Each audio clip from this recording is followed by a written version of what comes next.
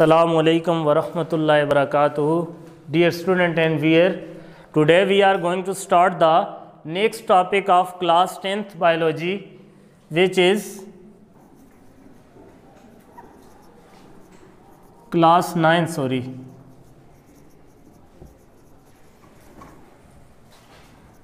आज का हमारा जो टॉपिक है वो है जी aims of classification. Aims of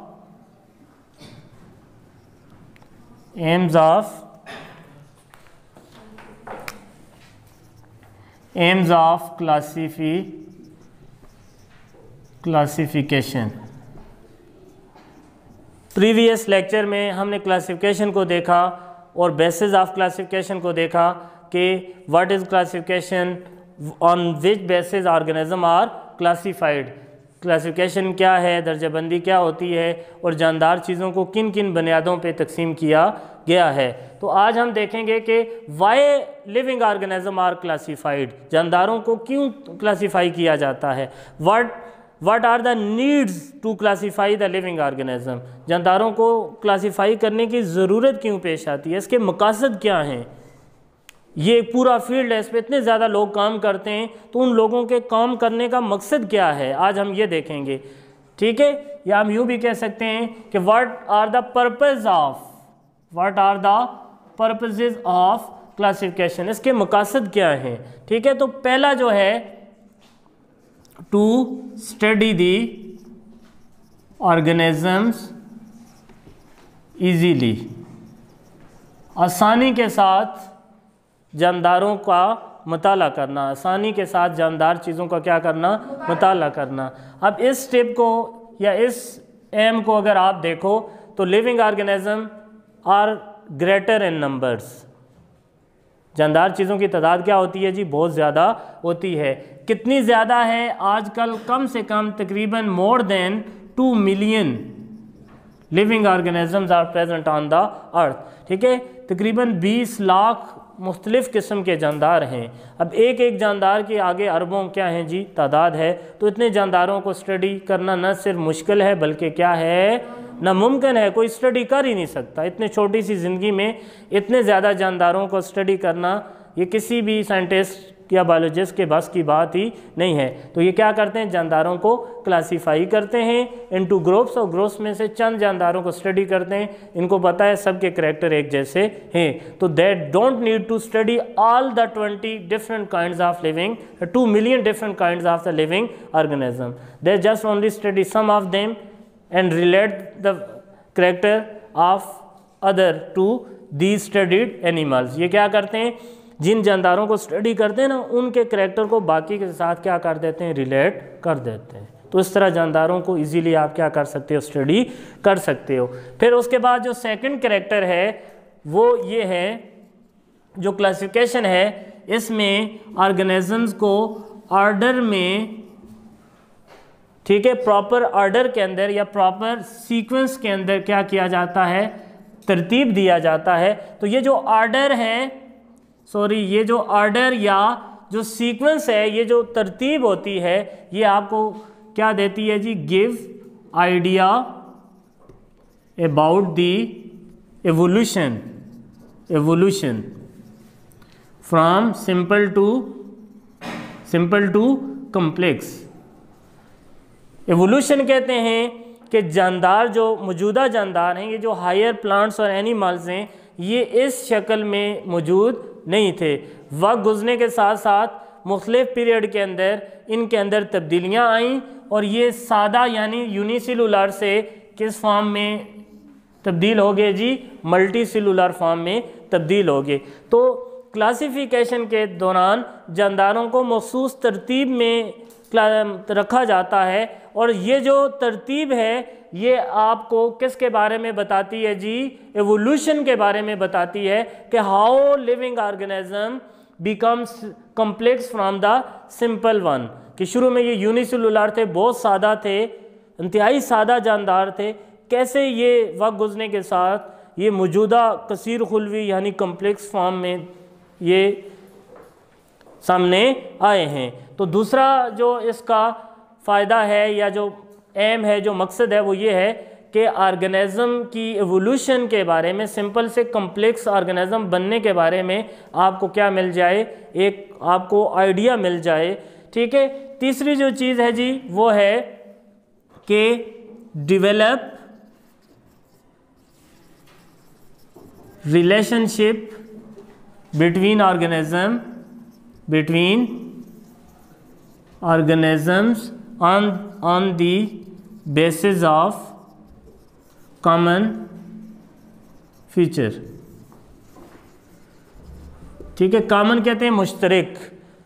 अब ऐसे तमाम जानदार, ऐसे तमाम के तमाम जानदार जिनके कोई भी करैक्टर आपस में मिलते जुलते हों, ठीक है, उनकी बुनियाद पे उनमें क्या पैदा करना, तहल्लुक पैदा करना। ठीक है, देखो बहुत सारे जानदार जो होते हैं वो क्या करते हैं जी, आपस में एक जैसे होते हैं, या बहुत सारे जानदार जो होते हैं उनके बाज़ करैक्टर जो होते हैं वो आपस में क्या होते हैं जी, कॉमन होते हैं, एक जैसे होते हैं।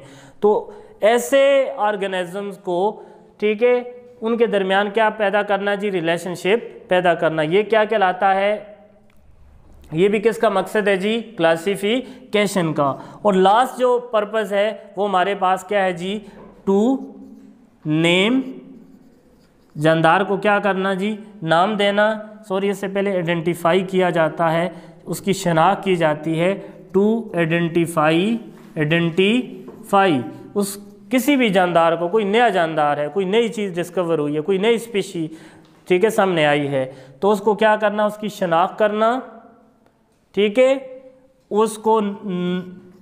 ठीक है, उसको नाम देना, कोई साइंटिफिक नाम देना, और फिर उसको क्या करना जी, क्लासिफाई करना इनटू देयर रिस्पेक्टिव ग्रुप, और फिर उस जानदार को उसके मखसूस ग्रुप के अंदर क्या करना, तकसीम करना। तो these are some of the aims of classification are the science of taxonomy. जो टेक्सानोमी की साइंस है या टेक्सानोमी की जो फील्ड है, उसके जो मकासद हैं ना वो ये हैं। पहला क्या है कि देखो, organisms are very greater in numbers, their study is not possible, it is impossible. जानदारों की तादाद बहुत ज़्यादा है, इनका मुताला आसान नहीं है, नामुमकिन है। तो इनको ग्रुप और सब ग्रुप में डिवाइड करना ताकि इनको इजीली क्या किया जा सके, स्टडी किया जा सके। दूसरा ये है कि biologist believe that the organism are not as same as in their present condition. वो ये कहते हैं कि जानदार जैसे अब हैं ये ऐसे नहीं थे। शुरू में ये क्या थे, यूनिसेलुलर थे, सिंपल थे। वक्त गुजरने के साथ साथ इनके अंदर क्या पैदा हुई, तब्दीलियाँ पैदा हुई, और वो तब्दीलियाँ जमा होते होते ये मौजूदा कम्प्लेक्स फॉर्म में बन गए। तो चूँकि क्लासिफिकेशन में जानदारों को ख़ास तरतीब और आर्डर में रखा जाता है, और ये जो आर्डर होती है ना, ये जानदारों के एवोल्यूशन के बारे में, ठीक है, क्या करती है जी, हमें आइडिया प्रोवाइड करती है। फिर दूसरा है कि there are some organism which share their features. बाज़ ऐसे जानदार हैं ना जिनके करैक्टर आपस में मिलते जुलते हैं, तो उन कॉमन करैक्टर की बुनियाद पे ऑर्गेनिज्म में रिलेशनशिप क्या करना, डेवलप करना। और लास्ट जो है कि ऑर्गेनिज्म को आइडेंटिफाई करना, उसकी शनाख्त करना, उसको साइंटिफिक नाम देना, और उसको उसके मखसूस ग्रुप में रखना। These are the some of the features of the classification. ये क्लासिफिकेशन के क्या हैं जी, एम्स हैं। नेक्स्ट जो हमारा टॉपिक है जी वो है hierarchy of classification. Hierarchy of classification, hierarchy of taxonomy. Taxonomy के अंदर हायरार्की क्या है, या क्लासिफिकेशन के अंदर हायरार्की क्या है।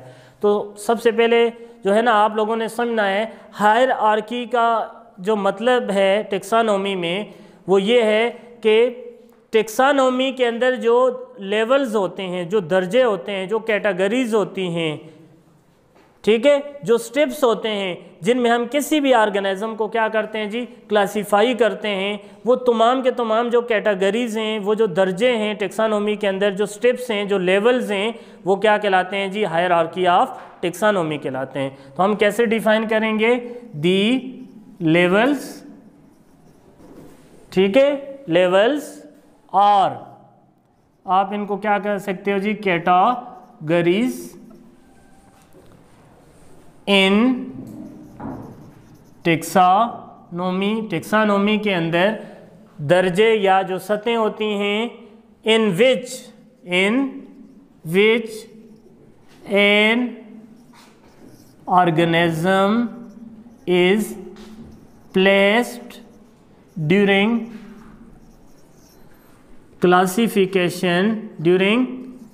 classification is called hierarchy of taxonomy। समझ आ रही कि नहीं आई? अब हायरार्की ऑफ टेक्सानोमी का क्या मतलब है कि देखो क्लासिफिकेशन के दौरान टेक्सानोमी में, ठीक है, जब हम किसी भी जानदार को क्लासिफाई करते हैं तो ऑर्गेनिज्म को जिन जिन कैटेगरीज, जिन जिन लेवल के अंदर हम डिवाइड करते हैं वो क्या कहलाते हैं? कैटेगरीज। वो लेवल्स क्या कहलाते हैं जी? Hierarchy of टेक्सानोमी। अब लिनियस ने ये वर्ड यूज़ किया था, कार्लियस लिनियस, एक स्वीडिश क्या था? टेक्सानोमिस्ट था, ठीक है। इसका जो पीरियड है 7 से लेकर 770 तक ये इसने काम किया है टेक्सानोमी पे। और उसने क्या कहा? उसने कहा कि क्लासिफिकेशन के दौरान जानदारों को हम मुख्तलिफ कैटेगरीज़ के अंदर क्या करते हैं जी? प्लेस करते हैं, जिसको हम टेक्सानोमी की हायरार्की बोलते हैं। फॉर एग्जांपल, जो सबसे बुनियादी कैटेगरी है उसको हम क्या कहते हैं? स्पीशी कहते हैं। उसके बाद दूसरी जो कैटेगरी है वो क्या है? जीनस है। समझ आ रही कि नहीं आई? तीसरी कैटेगरी क्या है जी? ऑर्डर है। समझ आ रही कि नहीं आई? सॉरी, फैमिली है। तीसरी कैटेगरी क्या है जी? फैमिली है। फोर्थ कैटेगरी क्या है? ऑर्डर है, ठीक है, ऑर्डर है। फिफ्थ कैटेगरी कौन सी है जी? क्लास है। सिक्स कैटेगरी कौन सी है जी? फाइलम है। और लास्ट और सबसे लार्जेस्ट कैटेगरी कौन सी है जी? किंगडम है। क्या है? किंगडम। तो क्लासिफिकेशन, किसी भी जानदार की क्लासिफिकेशन, आप कोई भी जानदार ले लो, फॉर एग्जांपल ह्यूमन ले लो, या कोई भी जानदार को जब आप क्लासिफाई करोगे तो टेक्सानोमी में किसी भी जानदार की क्लासिफिकेशन के दौरान उसको मुख्तलिफ कैटेगरीज के अंदर रखा जाता है, उसको मुख्तलिफ कैटेगरीज में डिवाइड किया जाता है। उस कैटेगरी, उन तमाम कैटेगरीज जो होती है उनको हम क्या बोलते हैं जी? हायरार्की बोलते हैं। अब हर एक कैटेगरी के लिए लिनियस ने टेक्सोन का वर्ड यूज़ किया था। क्या कहा था? टेक्सोन का वर्ड यूज़ किया था, जिसका प्लूरल क्या है? टेक्सा। जिसका प्लूरल क्या है? टेक्सा, या इसको बोलते हैं जी टेक्सानोमिक टेक्सा।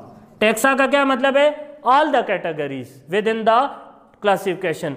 क्लासिफिकेशन के अंदर स्पीशी से लेकर किंगडम तक जितनी भी लेवल्स हैं, जितने भी दर्जे हैं, इनमें जानदार को क्लासिफाई करना क्या कहलाता है? Hierarchy of classification. आसान है ना? इसमें कोई ऐसी चीज़ तो नहीं है ना कि टेक्सानोमी में किसी भी जानदार की क्लासिफिकेशन के दौरान उस जानदार को जितनी कैटेगरीज के अंदर प्लेस किया जाता है, जिन जिन कैटेगरीज में रखा जाता है, उन तमाम की तमाम दर्जों को हम क्या बोलते हैं? हायरार्की ऑफ क्लासिफिकेशन बोलते हैं। और लिनियस ने, ठीक है, उस कैटेगरी या उस लेवल के लिए जो वर्ड यूज़ किया था उसको उसने क्या कहा था? टेक्सोन। एक एक को, स्पीशी एक टेक्सोन है, जीनस एक टेक्सोन है, फैमिली एक टेक्सोन है, ऑर्डर एक टेक्सोन है, क्लास है, फाइलम है और फिर किंगडम है। सबको मिला के हम क्या कहेंगे जी? टेक्सा। तो अब हम इसकी वर्डिंग में अगर हम, ठीक है, इसको डिफाइन करना चाहें तो कैसे करेंगे? शाबाश। द टेक्सा, ठीक है, in the taxonomy on which an organism is placed during the classification is called hierarchy of taxonomy. कि किसी भी जानदार की दर्जाबंदी के दौरान उनको जिन जिन टेक्सोन के अंदर या जिन टेक्सा के अंदर रखा जाता है, वो सारे के सारे टेक्सा मिलकर क्या बनाते हैं जी? हायरार्की ऑफ टेक्सोनोमी बनाते हैं।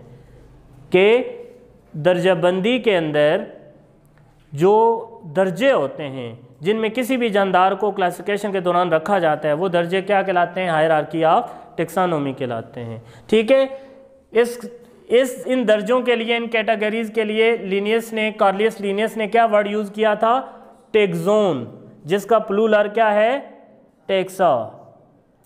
और इसको टेक्सानोमिक टैक्सा भी कहते हैं। ठीक है, तो यही कैटेगरीज हैं, इन एक एक को हम क्या करेंगे, आप स्टडी करेंगे। वैसे जर्नल आपको पता चल गया कि what do you know about the hierarchy of taxonomy. Hierarchy means the taxa within the classification, the levels within the classification.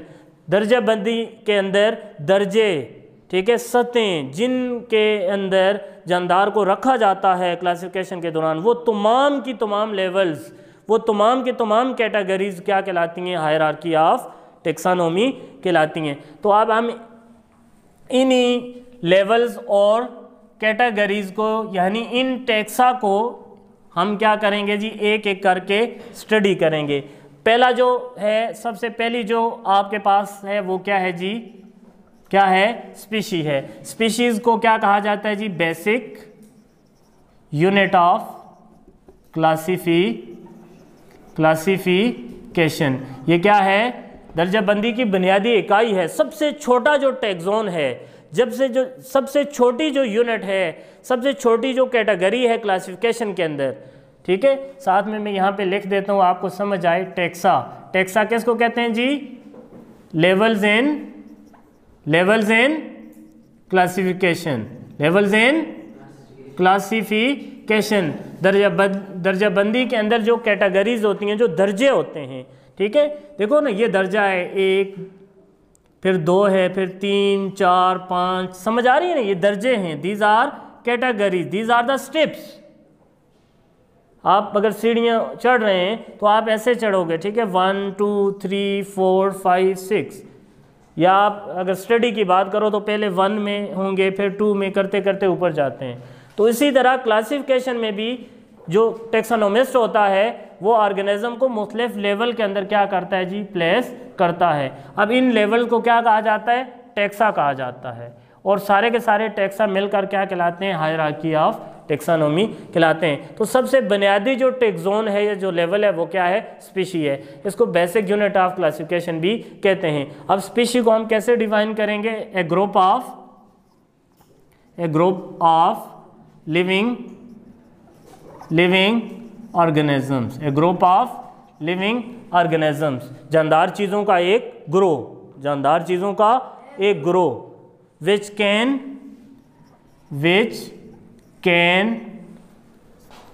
interbreed naturally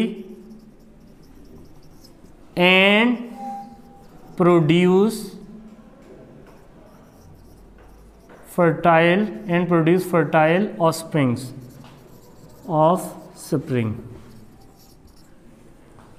are called species. अब व्हाट इज स्पीशीज, जानदारों का एक ऐसा ग्रोह जो कुदरत में आपस में तौलीद करें, आपस में क्या करें, तौलीद करें, रिप्रोड्यूस करें, ठीक है, और कैसे बच्चे पैदा करें, फर्टाइल ऑफस्प्रिंग पैदा करें। फर्टाइल ऑफस्प्रिंग वो बच्चे होते हैं जो मजीद आगे बच्चे पैदा कर सकते हैं, जिनके अंदर गोनेड्स होते हैं, जिनके अंदर स्पर्म और एग बनते हैं, जिनके अंदर टेस्टी और ओवरीज होते हैं। समझ आ रही कि नहीं आई? तो जानदारों का ऐसा ग्रोह जो आपस में आज़ादाना तौर पर क्या कर सके, तौलीद करे, बच्चे पैदा करे और फर्टाइल ऑफस्प्रिंग पैदा करे, वो ग्रुप ऑफ एनिमल क्या कहलाता है, एक स्पीशी कहलाता है।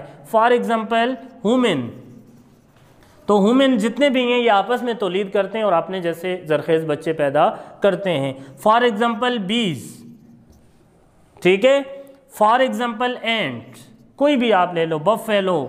तो group of animals which can interbreed freely in nature, जो कुदरत के अंदर आज़ादाना क्या कर सके, तौलीद करे, आपस में तौलीद करे, ठीक है, और कैसे बच्चे पैदा करे, फर्टाइल ऑफस्प्रिंग पैदा करे। What do you mean by fertile and unfertile offspring? Fertile offspring वो होती है जो कि मजीद क्या कर सकती है, तौलीद कर सकती है। तो these are the basic unit of classification which is called species. We are studying the taxa. We are studying what is taxa? Levels in the classification. Classification के अंदर जो दर्जे होते हैं जिनके अंदर जानदार को हम तकसीम करते हैं उसको हम बोलते हैं हायरार्की ऑफ क्लासिफिकेशन। और ये वर्ड सबसे पहले किसने यूज़ किया था? कार्लियस लिनियस ने यूज़ किया था। तो ये आपके पास क्या आ गई जी? स्पीशीज़। उसके बाद जो दूसरी लेवल है वो कौन सी है जी? शाबाश। सेकंड लेवल कौन सी है आपके पास? जीनस। कौन सी है? हम यहाँ पे लिख भी लेते हैं। सबसे पहले हमारे पास क्या है जी? स्पीशी है। दूसरी लेवल कौन सी है जी? जीनस। दूसरा टेक्सोन। तीसरा कौन सा है जी? फैमिली है। शाबाश। फोर्थ कौन सा है आपके पास? ऑर्डर है। फिफ्थ आपके पास क्लास है। सिक्स्थ आपके पास है जी फाइलम। और सेवंथ आपके पास क्या है जी? किंगडम। तो these are called taxa. These are called taxa. And placement of organism into these taxon during the classification is called hierarchy of classification.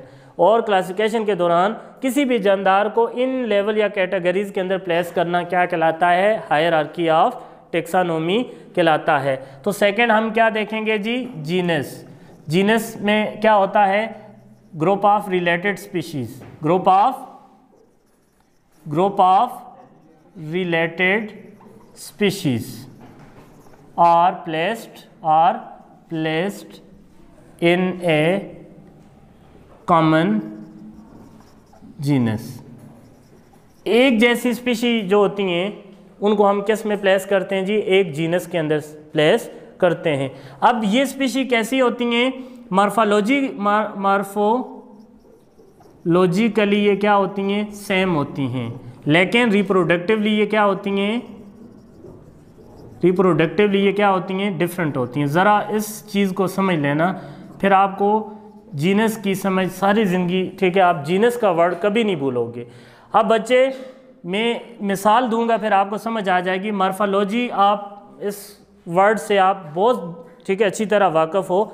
Morphology कहते हैं कि उसके जो एक्सटर्नल करैक्टर्स होते हैं, उसकी फॉर्म, शेप, साइज़, कलर, ये जो चीज़ें होती हैं ये इन सब स्पीशी की एक जैसी होती हैं। लेकिन रिप्रोडक्टिवली आसो डिफरेंट का क्या मतलब है कि ये रिप्रोडक्टिवली एक दूसरे से क्या होती हैं? जुदा होती हैं। एक स्पीशी दूसरे के साथ रिप्रोड्यूस नहीं कर सकती। अब मैं आपको मिसाल देता हूँ।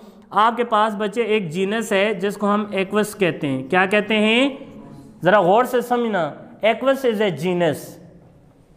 इसके अंदर 3 स्पीशीज़ हैं, ठीक है। एक है जी एक्वस कैबालिस, जिसको घोड़ा कहते हैं, हॉर्स का साइंटिफिक नेम है, ठीक है। दूसरी जो स्पीशी है उसको कहते हैं एक्वस एसिनस, जेब्रा है ये, ठीक है। और तीसरा है एक्वस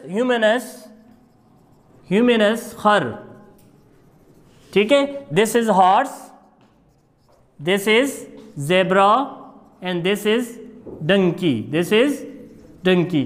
तो दीज आर 3 डिफरेंट स्पीशीज। हमने स्पीशी की तारीफ कर ली है कि group of any organism which can interbreed freely in nature and produce fertile offspring. जानदारों का ऐसा ग्रुप जो कुदरत के अंदर आज़ादाना आपस में क्या करे? आपस में तौलीद करे और ज़रखेज़ बच्चे पैदा करे, स्पीशी कहलाता है। तो दीज आर 3 स्पीशीज़। अब मार्फोलॉजिकली ये एक जैसी होती हैं। इनकी आप देख भी लो, घोड़ा, ज़ेब्रा और गधा, इनकी फॉर्म भी एक जैसी होती है, तकरीबन इनके कलर भी आपस में मिलते जुलते हैं, इनका हेयर कोट बालों के जो ऊपर होते हैं इनकी, ठीक है, हैबिट भी मिलती जुलती है, इनका वर्क भी मिलता जुलता है, इनकी खुराक भी मिलती जुलती है, हर लिहाज से ये एक जैसे होते हैं, ठीक है। घोड़ा, गधा और ज़ेब्रा, देखो ये मार्फोलॉजिकली मिलते हैं, नहीं मिलते? इनकी शक्ल, इनकी साइज़, इनकी खुराक, इनका कलर, ये सारी चीज़ें मिलती हैं, लेकिन रिप्रोडक्टिवली ये एक दूसरे से क्या हैं? जुदा हैं। अब घोड़ा कभी भी इसके साथ रिप्रोड्यूस नहीं कर सकता, इसी तरह गधा कभी ज़ेब्रे के साथ रिप्रोड्यूस नहीं कर सकता, कुदरत के अंदर नहीं करता, आज़ादाना नहीं करता। वैसे ठीक है, अगर आप करवाना चाहो तो ठीक है, वो उसको क्रॉस वो कहते हैं ब्रीडिंग कहते हैं, मतलब आप दो डिफरेंट स्पीशी को आपस में ब्रीड करवाओ तो उसको क्रॉस ब्रीडिंग कहते हैं। लेकिन देखो कुदरत का ये असूल है कि दो मुख्तलिफ स्पीशी कभी भी आपस में ब्रीड नहीं करते, फिर तो स्पीशी की तारीफ ही नहीं बनती। स्पीशी की तारीफ हमने ये की थी ना कि group of organism which can interbreed freely in nature, जो कि कुदरत में आज़ादाना आपस में तौलीद करते हैं। तो अब आपको समझ आई कि जीनस के अंदर रिलेटेड स्पीशी को प्लेस किया जाता है, और रिलेटेड स्पीशी कौन सी होती हैं? जो कि मार्फोलॉजिकली एक जैसी होती हैं। मार्फोलॉजी के लिहाज से मतलब एक्सटर्नल फीचर के लिहाज से वो एक जैसी होती हैं। देख भी लो, ज़रा ज़हन में ले आओ कि एक्वस एक जीनस है, इसके अंदर 3 स्पीशी को रखा गया है। कौन कौन सी हैं? Caballus, Equus caballus horse, Equus asinus zebra and Equus hemionus खर गधा। तो घोड़ा, गधा और ज़ेब्रा मार्फोलॉजिकली एक जैसे होते हैं। नहीं तो आज जाकर आपने इनकी पिक्चर या इनको देख लेना है, ठीक है। लेकिन रिप्रोडक्टिवली ये हमें पता है ये अलग हैं। घोड़ा घोड़े के साथ रिप्रोड्यूस करता है, ज़ेब्रा ज़ेब्रे के साथ रिप्रोड्यूस करता है, और जो डंकी है वो डंकी के साथ रिप्रोड्यूस करता है। तो दो जो आपका जीनस होता है ये ग्रुप ऑफ रिलेटेड स्पीशी होता है। एक जैसी स्पीशी, एक जैसी अनवा का ये ग्रो होता है जो कि मार्फोलॉजिकली आइडेंटिकल होती हैं, लेकिन रिप्रोडक्टिवली क्या होती हैं? अलग होती हैं। मिसाल यही है कि एक्वस एक जीनस है जिसके अंदर 3 स्पीशी को प्लेस किया गया है। तीनों मार्फोलॉजिकली एक जैसी हैं, लेकिन रिप्रोडक्शन के लिहाज से तीनों एक दूसरे से क्या हैं? मुख्तलिफ हैं। या आप दूसरे लफ्ज़ों में यूँ भी कह सकते हो कि तीनों के जो नंबर ऑफ़ क्रोमोसोम हैं वो एक दूसरे से क्या हैं? मुख्तलिफ हैं, ठीक है। तो ये आपका क्या हो गया जी? जीनस हो गया। उसके बाद तीसरा कौन सा आ जाएगा? तीसरा कौन सा है जी? फैमिली। फैमिली की तारीफ यही है कि related genus are place in a family, और रिलेटेड फैमिली, फिर उसके बाद क्या होगा? Order. Related, all the related families are placed in the order, all the related order are placed in a class, फिर all the related classes are placed in the phylum, और all the related phylum are placed in a kingdom। समझ आ रही कि नहीं आई? तो genus और species को आपने एक्सप्लेन करना है, बाकी की इतनी कहीं पे भी आपको उसकी इतनी डेफिनेशन नहीं मिलेगी। Species is a group of living organism which can interbreed freely in nature and produce fertile offspring. जानदारों का ऐसा ग्रो जो कुदरत के अंदर आज़ादाना तौलीद करे और अपने जैसे ज़रखेज़ बच्चे पैदा करे, क्या कहलाता है? स्पीशी कहलाता है। Species is the basic unit of classification. What is genus? Group of related species. अब हाउ, ठीक है, what type of related species? किस किस्म की रिलेटेड स्पीशी? ऐसी रिलेटेड स्पीशीज़ जो मार्फोलॉजिकली एक जैसी हों लेकिन रिप्रोडक्टिवली डिफरेंट हो। मैंने मिसाल एक्वस की दी है। एक्वस एक जीनस है, ग्रुप ऑफ स्पीशी का एक जीनस है, एक ग्रुप ऑफ स्पीशी है जिसके अंदर 3 मुख्तलिफ स्पीशी पाई जाती हैं, घोड़ा, ज़ेब्रा और गधा, जो कि हमने देखा है, हम रोज़ाना देखते हैं कि ये मार्फोलॉजिकली तो एक जैसे हैं, शक्ल, सूरत, साइज़, कलर, खुराक सब एक जैसी है, लेकिन तौलीद के लिहाज से ये एक दूसरे से मुख्तलिफ हैं, ठीक है। स्पीशी जो होती है आपस में तौलीद करती है, एक स्पीशी दूसरे के साथ तौलीद नहीं करती। फिर हमने देखा रिलेटेड जीनस को एक फैमिली के अंदर रखा जाता है, फिर सारी रिलेटेड फैमिली को एक आर्डर के अंदर रखा जाता है, फिर सारे रिलेटेड आर्डर को एक क्लास के अंदर रखा जाता है, फिर सारी सिमिलर क्लासेस को एक फाइलम में रखा जाता है। समझ आ रही कि नहीं आई? और फिर सारे के सारे रिलेटेड फाइलम को एक किंगडम में रखा जाता है। किंगडम के बारे में क्या कहा जाता है? It is the largest unit of classification. It is the largest unit of classification. अब जी हम एक एग्जांपल लेंगे ह्यूमन की और उसको उसकी हायरार्की ऑफ टेक्सानोमी लिखेंगे या उसके टेक्सानोमिक कैटेगरीज लिखेंगे कि इंसान है, एक स्पीशी है, एक, ठीक है, एग्जांपल है कि इसको हम कौन कौन से कैटेगरीज के अंदर कैसे डिवाइड करेंगे। तो हमारे पास कॉमन नेम क्या है जी? ऑर्गेनिज्म का कॉमन नेम क्या है? कॉमन आम जो उसका नाम है वो क्या है? ह्यूमन। तो इसको हम अब इसकी हम क्या लिख रहे हैं जी? हायरार्की ऑफ टेक्सानोमी, या इसकी हम टेक्सानोमिक कैटेगरीज लिखेंगे, या इसको हम डिफरेंट कैटेगरीज के अंदर क्या करेंगे, प्लेस करेंगे, जो कि क्या कहलाएगी, हायरार्की ऑफ टेक्सानोमी कहलाएगी। तो सबसे पहले हम लार्जेस्ट से शुरू करेंगे जी। लार्जेस्ट कौन सा है हमारे पास, किंगडम, किंगडम, ठीक है। उसके बाद क्या होगा हमारे पास, फाइलम। उसके बाद हमारे पास क्या होगा जी, क्लास। उसके बाद हमारे पास क्या होगा जी, ऑर्डर। उसके बाद हमारे पास क्या होगा जी, फैमिली। उसके बाद हमारे पास क्या होगा जी, जीनस। उसके बाद हमारे पास क्या होगा, स्पीशीज। अब जी ह्यूमन का किंगडम क्या है, एनिमेलिया, किंगडम एनिमेलिया। फाइलम कौन सा है जी, कॉर्डेटा, कौन सा है, कॉर्डेटा, रीढ़ की हड्डी वाले जानवर। क्लास कौन सी है जी, क्लास कौन सी है जी, मेमेलिया, क्लास कौन सी है, मेमेलिया, मैमल्स हैं, ठीक है। ऑर्डर कौन सा है जी, प्राइमेट्स या प्राइमेटा, ऑर्डर कौन सा है, प्राइमेटा। फैमिली कौन सी है, होमिनिडी, कौन सी है, होमिनिडी, फैमिली क्या है जी, होमिनिडी है। जीनस कौन सा है जी, होमो है, जीनस क्या है, होमो है। और स्पीशी कौन सी है, होमो सेपियन, क्या है, होमो सेपियन। तो these